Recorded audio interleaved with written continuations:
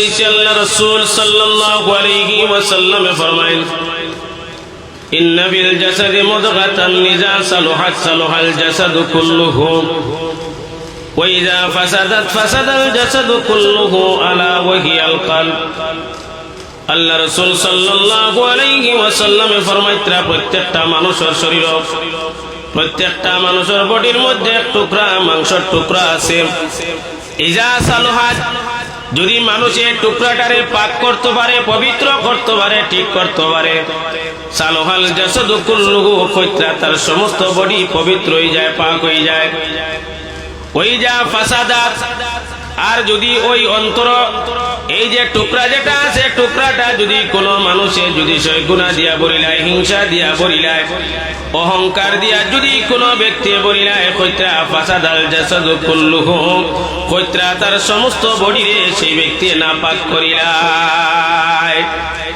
এই টুকরাটা কোনটা? কইত্রা আলা ওয়াহিয়াল কলব। এই টুকরাটা ইয়াতাছে একমাত্র মানুষের দিল। একমাত্র মানুষের দিল যেখানে আছে, দিল যদি কোনো ব্যক্তি পাক করিলেইতে পারে, পবিত্র করিলেইতে পারে, যদি কোনো ব্যক্তি তার দিলরে সাফ রাখিলেইতে পারে, সেই ব্যক্তিরে মুত্তাকি হইছে, সেই ব্যক্তিরে হইছে পরহেজগার, সেই ব্যক্তি পরহেজগার। তাফসীরে জালালাইনের মধ্যে মুত্তাকির ব্যাখ্যা করতে কইতরা ও ব্যক্তি তাকসে মুত্তাকি, ও ব্যক্তিরে পরহেজগার ঘোষণা করা হইছে আল্লামা জালালউদ্দিন মোহাল্লি শাফি রাহমাতুল্লাহি তাআলা আলাইহি এক ঘটনারে বর্ণনা করিয়া কইতরা এরা ইয়াতাকসে মুত্তাকি, যারা দুনিয়ার জমিনের মধ্যে কোন মানুষের লাগি কোনদিন ঝগড়াঝাটি করছে না, যদি কোনদিন কোন মানুষের লাগি হিংসার চোখে দেখছে না, যদি কোনদিন কোন মানুষের কোন ব্যক্তি খার মুখ দিয়া জিহ্বা দিয়া কোনদিন কোন গালি দিছে না, যদি কোন ব্যক্তি কোন ব্যক্তির উপরে হিংসা রাখছে না, যদি কোন ব্যক্তি তার কোন মানুষের প্রতি তার পাড়াপড়শি ব্যক্তির উপরে কোন না ইনসাফ করছে না, যদি না ইনসাফ করে না, এরাও ইয়াতাকসে মুত্তাকি, এরাও ইয়াতাকসে পরহেজগার। এরা কারা? এরাও ইয়াতাকসে পরহেজগার মুসলমান হল। যদি আল্লাহর ডর, আল্লাহর ভয় যদি কোন ব্যক্তির অন্তরের মধ্যে না থাকে, যদি কোন ব্যক্তি আল্লাহরে যদি না ডরায়, তাহলে জানি রাখিও সেই ব্যক্তি কখনো মুমিন হইতে পারে না। আর যদি কোন ব্যক্তি মুমিন না হইতে পারে, সেই ব্যক্তির লাগি আল্লাহ জান্নাত রাখছে না, এই ব্যক্তির লাগি আল্লাহ জান্নাত রাখছে না। কুরআনুল কারীমের মধ্যে যত জায়গার মধ্যে আমার আল্লাহ রাব্বুল আলামিন মুমিন হল কইয়া, ঈমানদার হল কইয়া যত জায়গার মধ্যে আল্লাহ ডাকিছে, যত জায়গার মধ্যে আল্লাহ তার বান্দা হলে জান্নাত দিতা কইছে,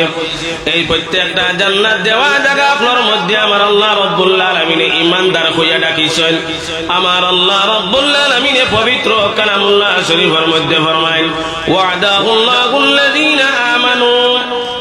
আমি ওয়াদা করলাম, আমি আল্লাহ ওয়াদা করলাম যারা ঈমান আনছে, ওয়া আমিলুস সালিহাত, আর যারা নেক আমল করছে, যারা ভালো আমল করছে, যদি কোন ব্যক্তি নেক আমল করি ঈমান আনার বাদে যদি ভালো আমল করিয়া থাকে, ওই ব্যক্তির লাগি আমার আল্লাহ রাব্বুল আলামিন ফরমাইতে লাহুম মাগফিরাতুন ওয়া আজরুন আযীম,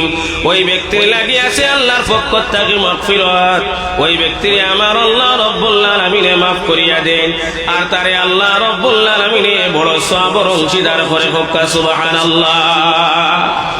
এই সালিহিন হইতে সালিহিন কারা? কোন ব্যক্তিরে সালিহিন হওয়া হইছে? এখন হয়তো আমি মনে করতাম পারি বলে আমি তকিদানি পাঞ্জাবি লাগাইছি,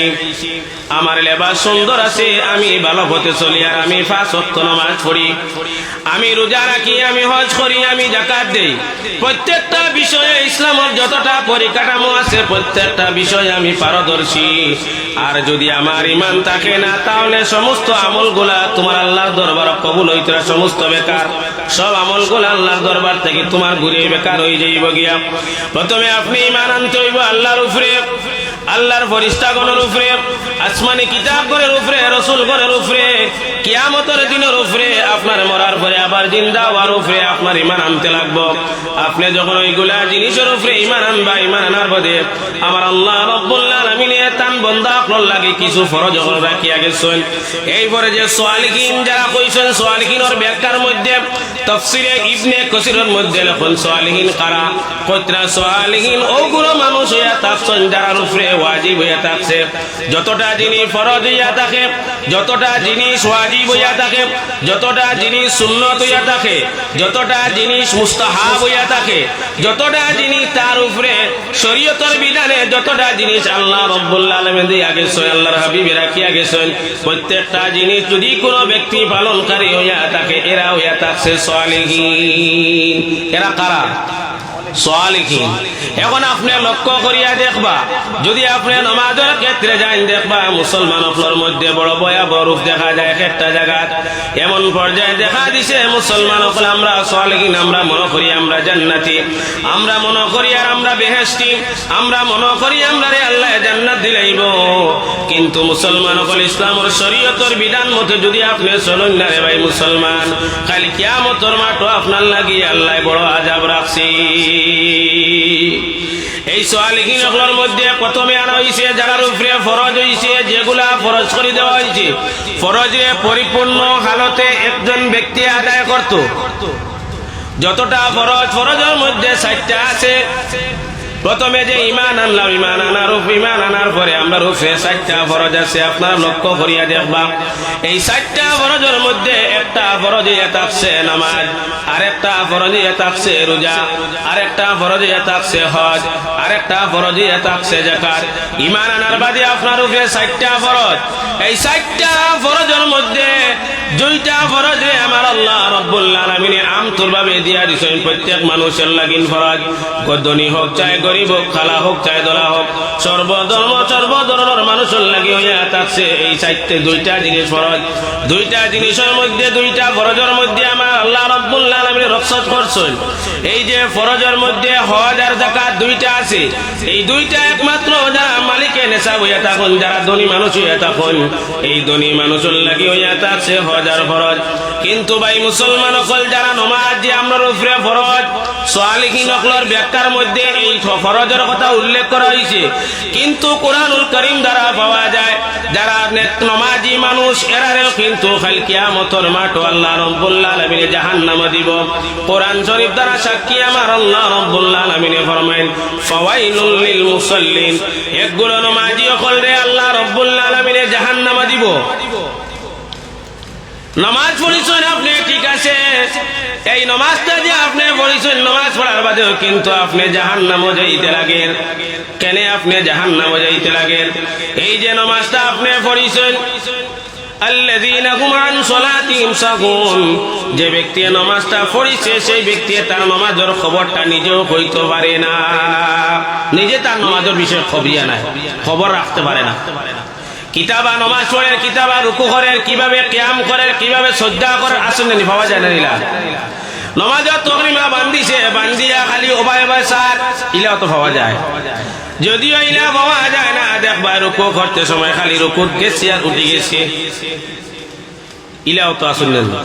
সাজদা করে বালা করে নাক লাগেনি কফাল লাগেনি ইবাজও খেয়াল নাই কিতা গিয়া সাজদা করে ইটা হয়ে যায় সাজদা যে কত লোক করতো এটাও সে জানে না কিয়াম কতটুক করা লাগে এটাও সে জানে না ভাই হলে একটা মাসলা আপনারা লক্ষ্য করিয়া দেখবা ফিকহের কিতাবের মধ্যে আনছেন যে যতক্ষণ ব্যক্তি রুকুর মধ্যে খাটাইব ততক্ষণ ব্যক্তি কওমার মধ্যে খাটাইতো যদি আমরা কোন সময় রুকু যাই আমরা দেখবা রুকু থেকে সামি আল্লাহু লিমান হামিদা কইয়া উঠি উঠার বাদে লগে লগে দেখবা কোন ব্যক্তি আবার আল্লাহু আকবার কইয়া সাজদা যায় গিয়া ফিকহের মাসলা মত যতক্ষণ আপনি রুকুর মধ্যে খাটাইবা ততক্ষণ পর্যন্ত আপনি সাজদার মধ্যে ততক্ষণ পর্যন্ত আপনি কওমার মধ্যে কাটাইতা এই হালতর যারা নামাজি হল আছেন ইয়া তো কোন নামাজি হল আছেন যারা মানুষ দেখাইবার লাগে নামাজ পড়ে মানুষ দেখাইবার লাগে নামাজ পড়ে হয়তো বয়স বেশি হয়ে গেছে 50 হয়ে গেছে 60 হয়ে গেছে গিয়া এখন বাড়িতে গিয়া হয়তো চাপ আছে যদি নামাজ পড়ো না তাহলে খানি নাই ইলা আসেন না কিছু মুরব্বী কর নামাজ পড়িছেন না এক জীবন বয়স হয়ে গেছে গিয়া এখন ছেলেগুলা বড় হইছেন ছেলেগুলা কইছেন বাবা নামাজ পড়ো না এখন আর তোমার বাড়ির জায়গা দেওয়া যাইতো না এখন বাড়ি বাজু বুঝছে যে গিয়া সেই ব্যক্তি নামাজি হইছে অথবা কোন ব্যক্তি আছে নামাজ পড়ে মানুষ দেখাইতো করে খাই নামাজও যায়